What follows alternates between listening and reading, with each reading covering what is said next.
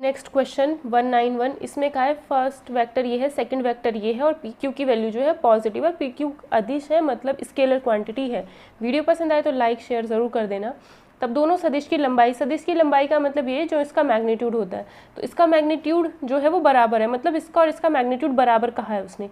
तो फर्स्ट वाले का मैग्नीट्यूड हो जाएगा पी स्क्वायर प्लस 9 प्लस 16 और दूसरे वेक्टर का मैग्नीट्यूड अंडर रूट क्यू का स्क्वायर और 5 का स्क्वायर।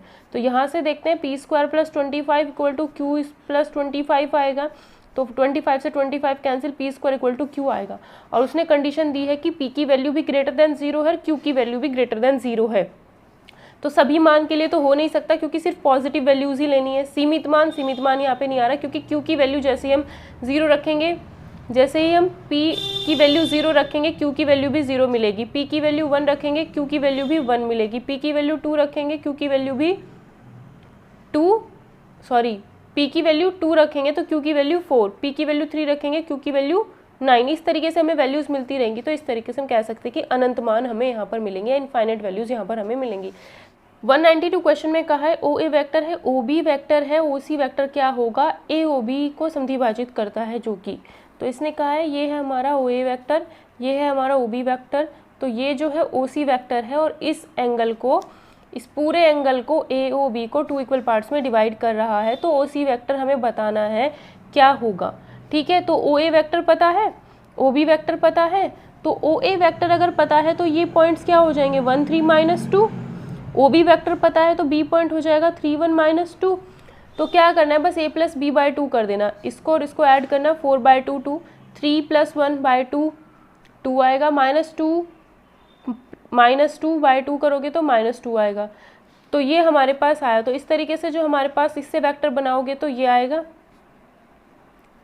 लेकिन ऑप्शन में तो ये है ही नहीं, है ना। तो हम कह सकते हैं कि जो ओ सी वेक्टर होगा वो क्या होगा 2i + 2j। करना क्या है, इन दोनों को ऐड करके आधा, इन दोनों को ऐड करके आधा, इन दोनों को ऐड करके आधा। तो ये वाला जो वेक्टर होगा वो वेक्टर जो होगा वो ओ सी वेक्टर हो जाएगा। मतलब ओ ए वेक्टर, सीधी सीधी बात है, O A vector plus O B vector upon में 2 कर देना, जो भी वैल्यू यहाँ से वेक्टर की मिलती है वही आपका आंसर हो जाएगा, ओ सी वेक्टर वही होगा।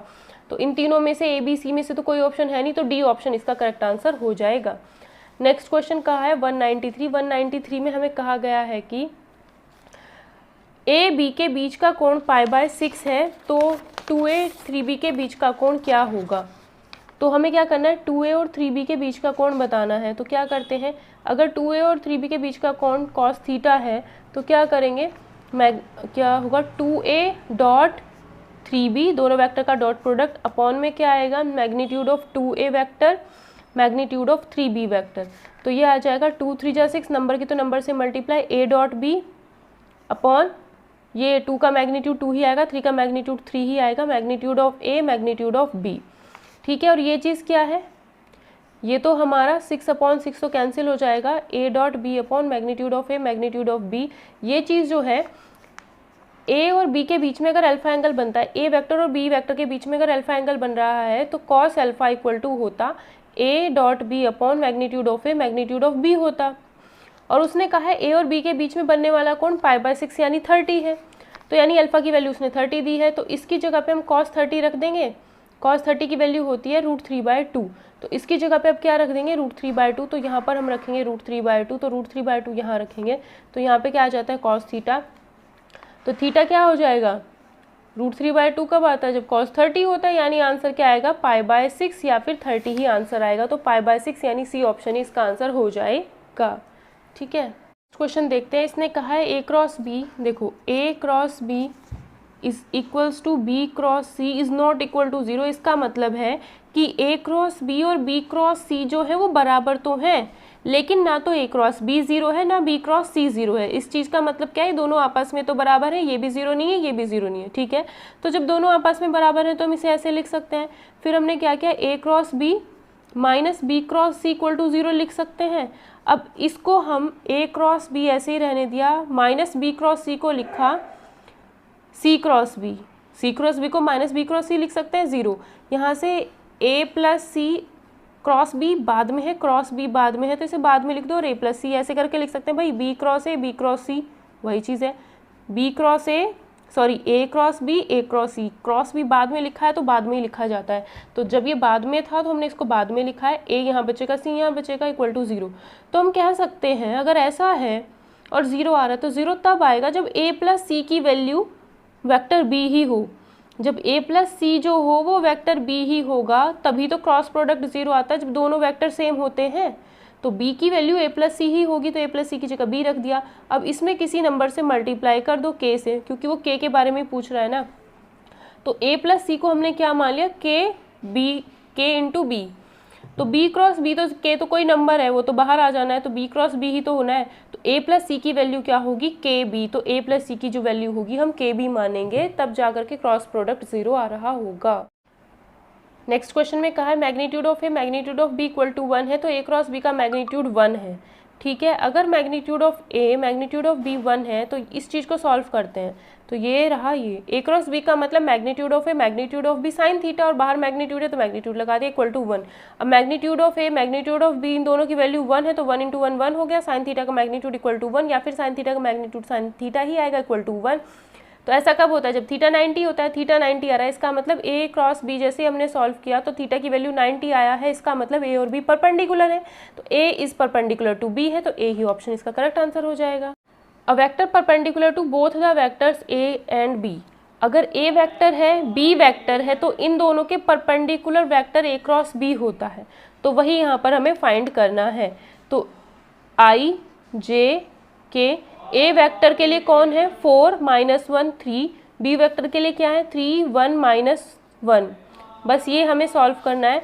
तो आई 1 -3 -2, तो -2i कौन से ऑप्शन में, फर्स्ट ऑप्शन में ही -2i दिख रहा है, बाकी से पूरा ही सॉल्व कर लो। -j -4 -9 प्लस k 4 + 3, तो ये हो जाएगा -2i plus 13j plus 7k, तो -2i प्लस 13j आ रहा है और प्लस 7k आ रहा है, तो यहाँ पर बी ऑप्शन इसका करेक्ट आंसर होगा। क्यों, क्योंकि अगर हमने फर्स्ट वाला ही देखा तो ये आ रहा था, लेकिन ऐसा नहीं है। क्यों, इसलिए हमने पूरा बनाया। क्यों किया, क्योंकि अगर इसमें आप किसी भी नंबर से मल्टीप्लाई कर दोगे, अगर इसमें -1 से मल्टीप्लाई कर दें, तब भी जो नया वेक्टर बनेगा वो कैसा होगा, perpendicular to A cross B ही, perpendicular to A and B ही होगा। मतलब ये वेक्टर क्या करना है, सिंपल, ए पता है बी पता है, क्रॉस प्रोडक्ट निकाल लिया, क्रॉस प्रोडक्ट निकाल के हमारे पास ये वैल्यू आ गई। तो अब ये वेक्टर पता है, अब इसके पैरेलल मुझे कोई सा भी वेक्टर अगर हम बनाएंगे, इस वेक्टर के पैरेलल अगर कोई सा भी वेक्टर बनाएंगे तो वो भी क्या होगा, ए और बी के परपेंडिकुलर ही होगा। तो पहले इस पूरे को सॉल्व करके, मतलब पूरा ही डिटर्मिनेंट सॉल्व करना। जैसे ही पूरा डिटर्मिनेंट सॉल्व किया तो हमारे पास ये वेक्टर आया। अगर मैं इसमें -1 से मल्टीप्लाई कर दूं, ऐसा किसी भी एक ऑप्शन में नहीं है, माइनस प्लस प्लस एक भी ऑप्शन में नहीं दे रखा है। तो अगर मैं इसमें माइनस से मल्टीप्लाई कर दूं तो मेरे पास ये आता है, मतलब जो ये वेक्टर दे रखा है अगर किसी भी नंबर से इसमें मल्टीप्लाई करोगे तो जो नए वेक्टर बनेंगे वो भी ए बी के परपेंडिकुलर वेक्टर्स ही होंगे, इसके पैरेलल हो जाएंगे और ए बी के परपेंडिकुलर।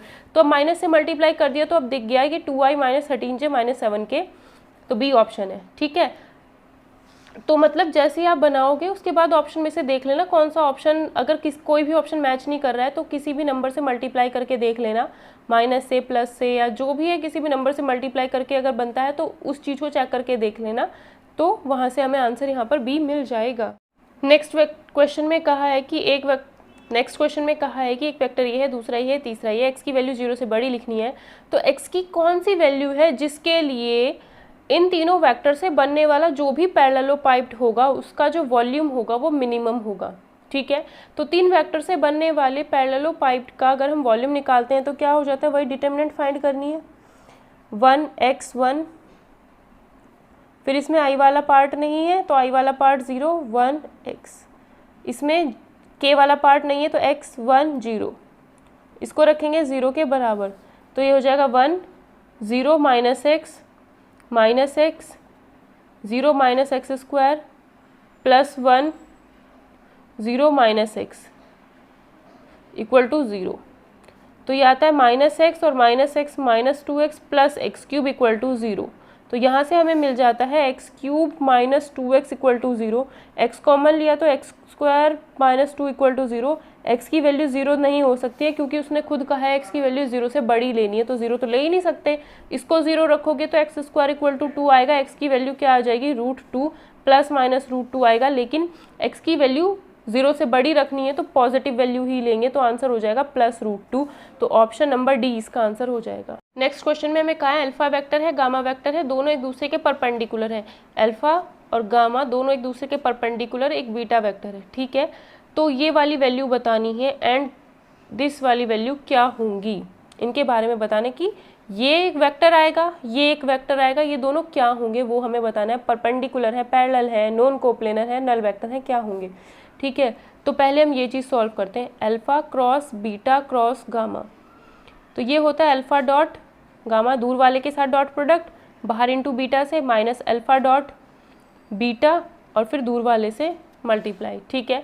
तो इसकी वैल्यू तो ये आ गई। इसी तरीके से हम इसको निकालते हैं, alpha cross beta cross gamma, तो ये क्या आएगा gamma dot alpha into beta minus gamma dot beta into alpha, ये आ गया। चीज़ हमें इस क्वेश्चन में दे रखी है कि alpha gamma perpendicular to each other, alpha gamma perpendicular to each other है, इसका मतलब इनका डॉट प्रोडक्ट तो 0 होगा। तो चाहे ये ABCD भी मत लिखो, हमें ये चीज़ ध्यान देनी चाहिए थी पहले कि अल्फा डॉट गामा 0 होगा, तो ये चीज़ तो 0 हो जाएगी और ये चीज़ भी 0 हो जाएगी। तो हमारे पास सिर्फ ये बचता है और सिर्फ ये, तो minus alpha dot beta gamma होता है और minus gamma dot beta alpha होता है।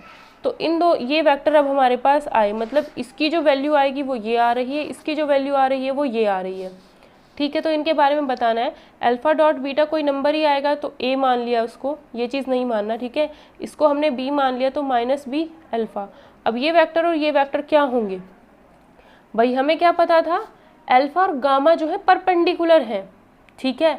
तो A तो कोई नंबर है, गामा वेक्टर है, B कोई नंबर है, गामा वेक्टर है। अगर अल्फा में मैं किसी नंबर से मल्टीप्लाई कर दूं, -B वो नंबर है, तो जो वेक्टर बनेगा वो अल्फा वेक्टर के पैरेलल ही बनेगा, मतलब अल्फा वेक्टर का पैरेलल ही है ये और गामा वेक्टर का पैरेलल ही है ये। जब ये दोनों ही परपेंडिकुलर हैं तो ये दोनों भी क्या होंगे परपेंडिकुलर। अगर अल्फा ये जा रहा है तो मैंने अल्फा में -B से मल्टीप्लाई कर दिया, -B का मतलब है डायरेक्शन बदल गई, और B किसी नंबर से मल्टीप्लाई कर दिया, मान लो इसके साथ ये 1 था, इसमें मैंने 2 B की वैल्यू 2 मान ली, 2 से मल्टीप्लाई कर दिया, तो अगर ये मैग्नीट्यूड 1 था तो अब मैग्नीट्यूड हो जाएगा डबल, बस इतना अंतर है। तो ये और ये पैरेलल, तो ये तो हो गया माइनस बीटा अल्फा। इसी तरीके से अगर गामा वेक्टर जो है वो अल्फा के परपेंडिकुलर, अगर गामा वेक्टर ऐसे बनेगा परपेंडिकुलर, तो इसका अगर मैं कोई इसमें अगर -A से मल्टीप्लाई करती हूँ, माइनस से मल्टीप्लाई किया तो वो डायरेक्शन नीचे जाएगी और -A गामा वेक्टर ये बन गया। तो ये -B अल्फा और -A गामा क्या है परपेंडिकुलर ही है, तो यानी ये दोनों भी क्या होंगे परपेंडिकुलर, मतलब ये वैल्यू और ये वैल्यू क्या होगी परपेंडिकुलर होगी। तो B ऑप्शन इसका करेक्ट आंसर हो जाएगा। क्वेश्चन में हमें कहा है A वेक्टर है, A डॉट B 1 दे रखा है और A क्रॉस B इतना दे रखा है, B वेक्टर के बारे में बताना है क्या होगा। अगर A वेक्टर ये दिया है तो B वेक्टर इनमें से देख लो ऑप्शन में से, अगर B वेक्टर में I कैप मानती हूँ तो दोनों का डॉट प्रोडक्ट तो 1 आएगा और A डॉट भी 1 आ रहा है, तो A ही मतलब C ऑप्शन से ही 1 मिलेगा। भाई B वेक्टर हमें निकालना था तो मेरे पास सिर्फ एक इक्वेशन है, ये दे रखा है मुझे, तो A वेक्टर तो I plus J plus K मान लिया, ठीक है। डॉट अगर B वेक्टर जो B वेक्टर है वो मैं ये मानती हूँ, देखते हैं इससे भी 1 ना आ जाए कहीं, फिर तो फंस जाएंगे। तो दोनों का डॉट प्रोडक्ट किया 1 - 1 + 1, तो ये 1 आ गया, मतलब A ऑप्शन भी हो सकता है। और अगर सिर्फ I हम B वेक्टर को I मान लेते हैं तब भी 1 आता है। अगर ये रखें I plus J plus K का डॉट प्रोडक्ट अगर हम इसके साथ करें 2J माइनस K के साथ, तो ये आएगा I वाला तो इधर पार्ट है नहीं तो 0, J वाला है तो 2 - 1, तो अब भी 1 आता है, मतलब B ऑप्शन भी हो सकता है। और C करेंगे, अगर यहाँ 2 करेंगे तो 2 आ जाएगा, D ऑप्शन तो पक्का है ही नहीं, तो ABC ऑप्शन है, ठीक है, ABC ऑप्शन है। तो अभी हमें सेकंड कंडीशन भी यहाँ पर दे रखी है क्या कि A क्रॉस B जो है वो J क्रॉस K आएगा, D तो है ही नहीं, ABC में से कोई ना कोई एक आंसर होगा। सबसे पहला काम यही करना है, ताकि अगर ऐसा होता कि एक ही ऑप्शन सही होता तो हमें आगे कुछ पढ़ने की भी ज़रूरत नहीं थी क्वेश्चन को। अब A क्रॉस B दिया है, A तो हमारा कितना है I plus J plus K, तो A क्रॉस B जब निकालते हैं तो यही काम तो करते हैं, I J के लिखा 1 1 1, और B वाला अगर मैं ये मान लूँ तो 1 माइनस 1 1 मान लिया। अब ये क्रॉस प्रोडक्ट सॉल्व करते हैं। जैसे ही हम क्रॉस प्रोडक्ट सॉल्व करेंगे तो क्या आएगा यहाँ से, i 1 + 1 2 माइनस j 0 आएगा, प्लस k करेंगे तो -1 -2 आएगा। तो ये 2i - 2k आ रहा है। 2i - 2k तो यहाँ पे नहीं आ रहा है, j वाला पोर्शन आना चाहिए था, नहीं आ रहा है, तो मतलब पहला ऑप्शन तो है नहीं। ठीक है, अब हम सेकंड ऑप्शन के साथ जाते हैं। तो i j k हमें दे रखा है, तो अब हम क्या करेंगे, फर्स्ट वेक्टर 1 1 1 और सेकंड ऑप्शन से उठाते हैं तो 0 2 -1। तो इसे देखते हैं, i दिस माइनस दिस -1 -2 -3 आ जाएगा, माइनस j। i वाला तो आना ही नहीं चाहिए, क्रॉस प्रोडक्ट करने पर सिर्फ j वाला और k वाला होना चाहिए, i वाला तो आएगा नहीं, तो ये भी ऑप्शन नहीं होगा। अब c के साथ करते हैं। अगर c के साथ करते हैं तो i j k 1 1 1 0 1 0 0, i के लिए क्या होगा 1 0 0 ही रखेंगे। ठीक है, तो अगर इसका निकालते हैं तो i 0 -0, तो 0 i वाला तो आएगा नहीं, फिर j j करते हैं तो 0 -1 तो -1 आ जाता है, माइनस प्लस k करते हैं तो 0 -1 आ जाता है, तो j k आ रहा है और j k he a cross b आ रहा है। तो डायरेक्ट आप चाहे इसमें ऐसे भी कर सकते थे कि डायरेक्ट a क्रॉस b ही चेक कर लो, वो हमारे ऊपर डिपेंड करता है कि हमारे दिमाग में सबसे पहले कौन सा स्टेप आए। ठीक है, तो हम a क्रॉस b जैसे ही चेक करते हैं, a पता है, b इसको लिया, फिर b वेक्टर इसको लिया, फिर वेक्टर इसको लिया, तो b वेक्टर जब i को लेते हैं तो हमारा आंसर यही आ जाता है, मतलब इस इक्वेशन को सेटिस्फाई कर जाता है। तो यहाँ पर हमारा सी ऑप्शन सही आंसर हो जाएगा। में कह रहा है कि ए बी सी अलग अलग डिस्टिंक्ट, मतलब नॉन नेगेटिव मतलब पॉजिटिव होंगे, नंबर्स हैं। ए बी सी जो है वो नंबर्स हैं, ठीक है, और वेक्टर ये है, फिर दूसरा वेक्टर ये है, तीसरा वेक्टर ये है, ये एक ही प्लेन में है। एक ही प्लेन में मतलब लाई इन अ प्लेन कहे या कोप्लेनर कहे, एक ही बात है। ठीक है, तो ये वेक्टर ये वेक्टर ये वेक्टर जब एक ही प्लेन में है तो सब पता ही है, ए सी लिखेंगे, 1 0 1, सी बी लिखेंगे, तो ये जो चीज़ होगी वो क्या होगी, 0 के बराबर। तो इसे हम सॉल्व कर लेते हैं, a 0 - c -a b - c plus c 0 c -0 equal to 0 होगा। तो -ac -bc -ab plus ac plus c² equal to 0 होगा, इससे ये कैंसिल हो गया। तो यहाँ से -ab plus c² equal to 0 आता है, यानी c² - ab इक्वल टू 0 आता है और c² इक्वल टू ab आता है। तो जो ऑप्शन दे रखे हैं उसमें देखो क्या है, पहले वहाँ से पता चलेगा करना क्या है। तो ऑप्शन में हमें दिया है arithmetic mean of ab, geometric mean, harmonic mean या इक्वल टू 0 क्या आता है। पूछा क्या था, c की वैल्यू, उसने देखो ये कहा था C बताना है क्या होगा। C क्या है, अर्थमेटिक मीन है AB का। अगर C जो है अर्थमेटिक मीन होता है AB का तो C equal to A plus B/2 होता है। ऐसा तो नहीं आया, हमारा आ रहा है C² इक्वल टू AB। अगर ऐसा आ रहा है या फिर C इक्वल टू √AB, तो C जो होगा वो AB का ज्योमेट्रिक मीन होगा। C जो होगा AB का ज्योमेट्रिक मीन होगा, तो ऑप्शन बी यहाँ पर करेक्ट आंसर हो जाएगा।